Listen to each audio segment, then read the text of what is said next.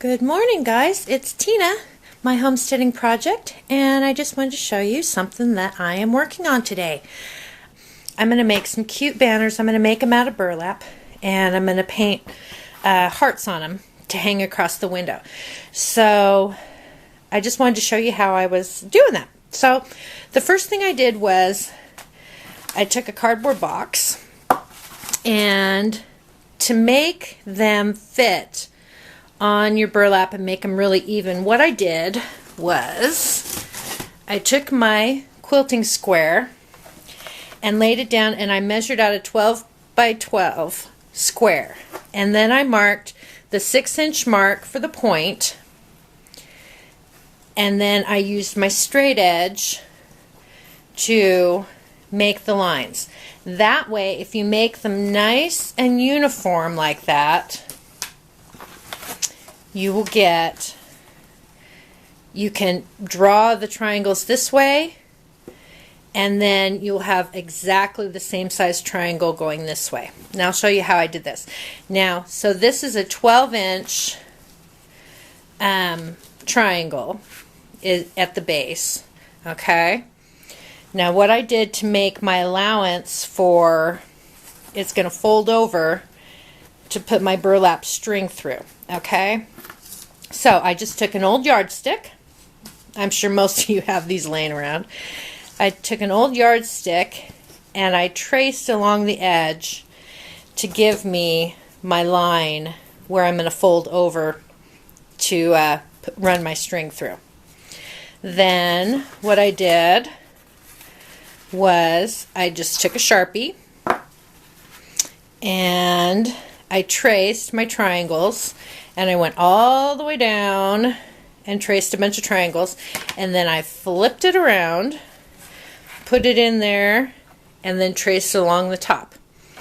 Now you have your triangles this way, so then I took my straight edge again and laid it here to give me my allowance for that fold there.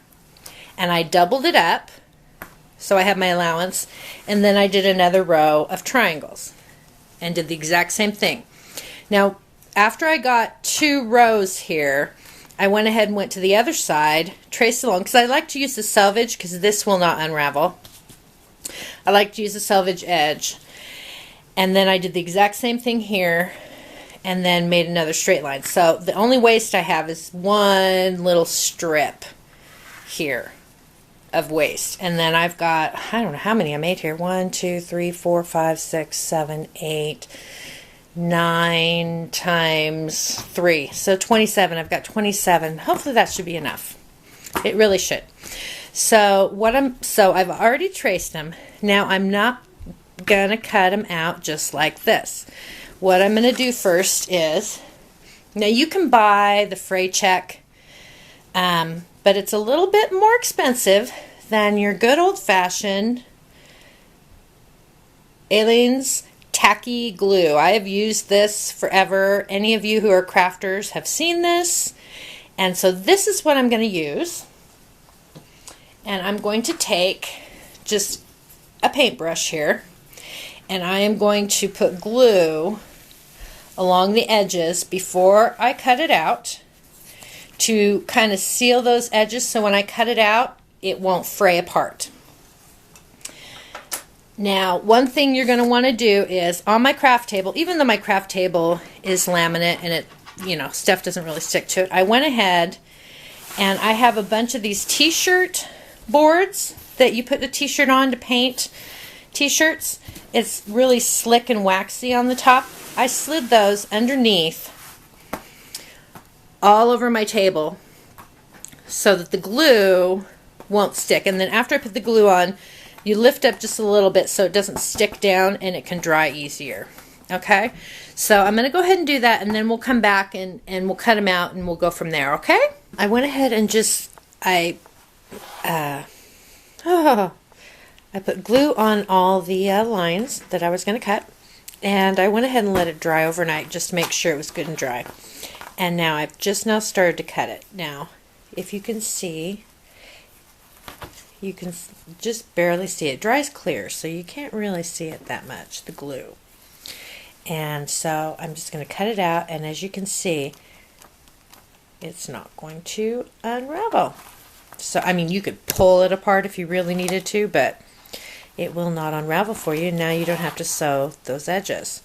So I'm going to go ahead and cut these out. And just a word to the wise, do not use your good sewing scissors to cut this out, because you will dull the scissors, because it is pretty thick, and then you're cutting through glue and burlap. So I just use my cheap shears. So I'm going to cut these out, and then we'll go from there. Okay? So one more thing I wanted to show you. I went ahead and cut out my strips of banners to make it easier. So I've got, I've got my edging here, and I have my edging here on this side, and then my triangles in the middle.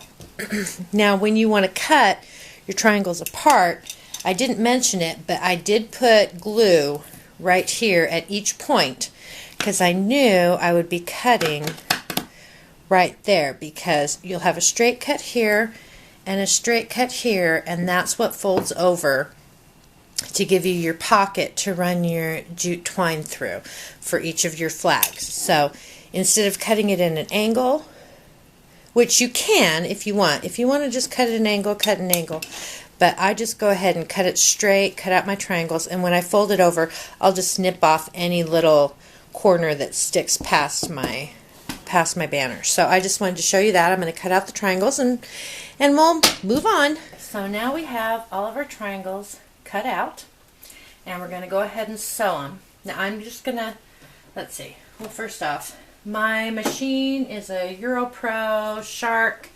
IntelliSew, and I've had this machine for probably about 10 years. It was a gift from my husband. So I'm just going to go ahead and do a straight stitch, and what I'm going to do is flip them over and just fold them. Now if you wanted to press all these down before you did it, you can go ahead and do that and pin them. I like to save time as much as possible, so I'm just going to flip it over, and I've put kind of a light tan thread in my machine, so that it won't really show. Show when on both sides. So my bobbin and my top thread are both a tan thread. So I'm just going to put it in here, and you don't need very much room up at the top to run, because I'm just going to use a jute twine. So you don't need very much room up there, just enough to be able to fish it through. So we're just going to go ahead. I'm going to start with a knot, and I usually do 2 knots, and we're just gonna sew across. As you can see, I'm using the edge of my presser foot to go along the edge of my seam there, and you want to have a medium to heavy duty needle depending on how thick your burlap is. Plus you have to consider that you're also sewing through a thin layer of glue. So you want a strong enough needle that's not going to break. You don't want to use one of your fine sewing needles. So we're just going to sew along there. And do a knot or 2. And then, just like you would when you're quilts, if you make quilts, this is a really good method. You don't need to pick up every single time you go to the next one. You're just going to move that back a little bit, put down your next piece, and keep going. And we're just going to kind of assembly line do these, and then when we're done, we'll just snip them apart. So I'll show you one more. And as I said, this is just a banner. This isn't clothing or anything fancy. So if your stitch isn't super straight, don't worry about it. Don't freak out. It's just a banner.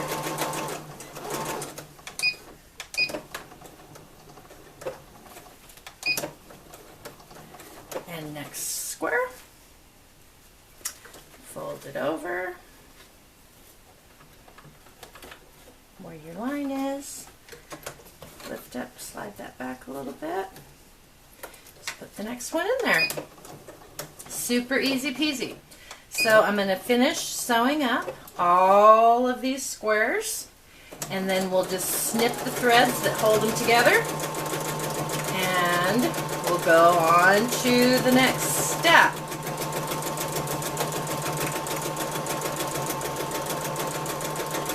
So I will be right back. Alright, so we have our banner.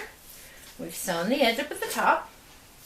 So now what we need to do real quick, if you can see, let's see, can you see?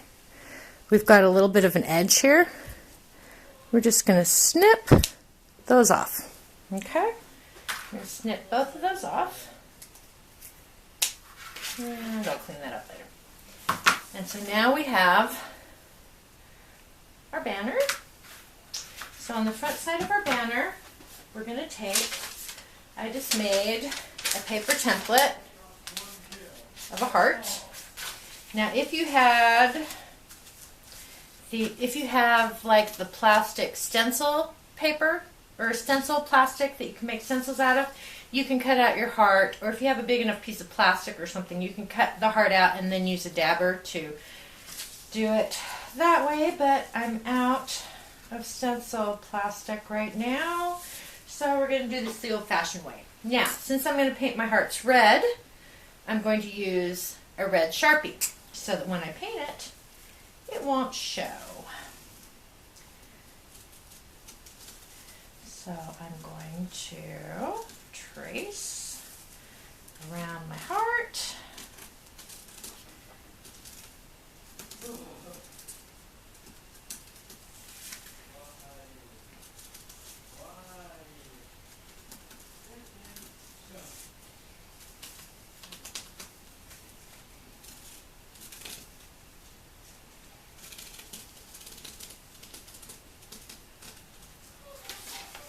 Trace around my heart. So there it is. Can you see it? There's the heart. And now we're just going to fill that in. Now I've got my t-shirt board here, so I don't get paint everywhere. Now this is just kids temper paint. You know, you can use for finger paints or for kids painting. I use it because it's super cheap. These are not going to be washed ever, so it doesn't need to be a washable fabric type paint or craft or super duper craft paint. So I've just got my foam brush, and all we're going to do is now we're just going to paint inside the lines. And once we get that all filled in, then we will set it aside to dry overnight, and then we'll string them together. I haven't decided yet if I'll do just red hearts or if I'll do some red hearts and some white hearts. I'm not really sure yet. I haven't really decided. So this is obviously going to take me a while to paint all of these in. It doesn't have to be perfect, you know.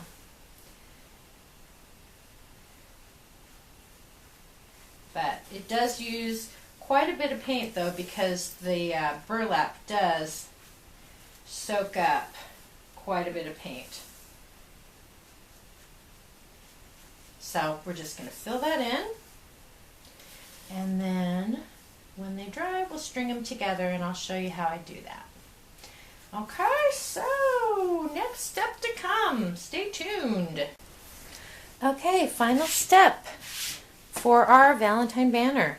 So, turned out really cute. Red just took one coat of paint. I should have done them all red, but I went ahead and did white. The white took 2 coats of paint, and it wasn't very defined around the edges, and since it's going up in a window, I wanted it to stand out a little bit more. So I went ahead and took my red Sharpie and went around the outside of the hearts. So now all we're going to do is string them together with jute twine, leave it on I mean, if you want to measure and then cut off how much you need, you can do that. But I just leave it all on the roll.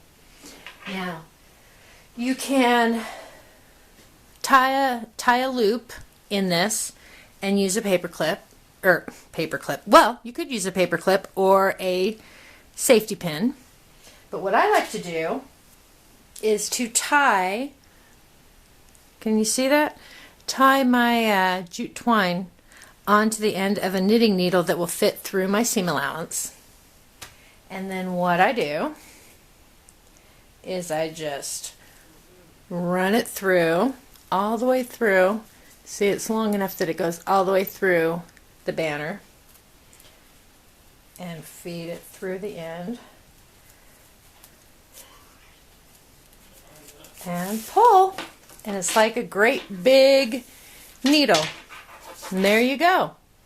Now the thing I like about the jute twine is you can move it around, you can move the banner around on it, but then once you get it into place, it won't slide around unless you want to physically slide it around. So I'm going to go ahead and finish stringing these together, and then I'll hang them up and show you how they look.